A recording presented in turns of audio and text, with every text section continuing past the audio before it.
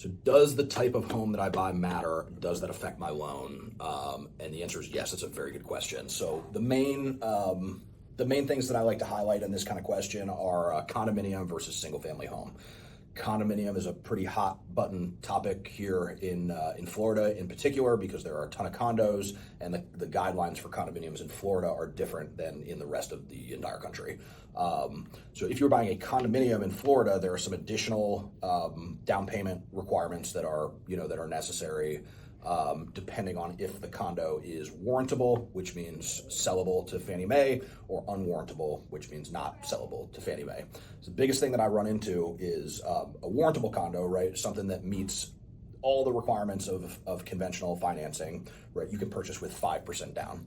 Something that the most common thing that I run into is a condo that does not have the appropriate amount of reserves budgeted in their annual budget, right?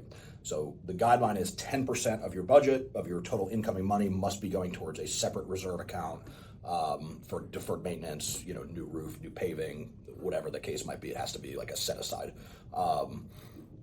If you've ever looked at condominiums in Florida and you have noticed that on a listing it says buyer must put 25% down, the reason that typically is because the condo's budget does not meet that reserve requirement that's necessary for what's called a full condo review.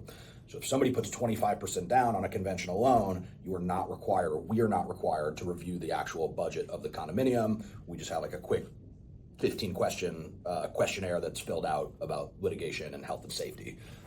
So if you ever see 25% down required on a condo, it's because the condo doesn't have sufficient reserves budgeted. Whether you should buy a condo that doesn't have sufficient reserves budgeted is a separate issue that I have my own opinion on, which is that you shouldn't, but that's kind of outside of the scope of this conversation. So additionally, on top of that, condos are considered riskier by the secondary market, right? Because there's an HOA involved, that has exterior insurance. They're really a lot more in your business than they would be on a single family home with like an HOA. The condo association has a lot more to do with what's going on with that property. So interest rates on condos versus single family homes are going to be slightly higher. There's a whole nother, I could do a whole video on this condo financing in general and probably talk for an hour about, some of the non-warrantable programs, stuff that has to do with master homeowners insurance, hurricane deductibles. That's a big topic, and something that we've been seeing happen lately here in South Florida, where associations are raising hurricane deductibles above the allowable amount for conventional financing. But that's going to have to be in a separate video. But, for now, just know if you're buying a condo in Florida, you may have to put more money down. Your interest rate is probably going to be higher than a comparable single family home.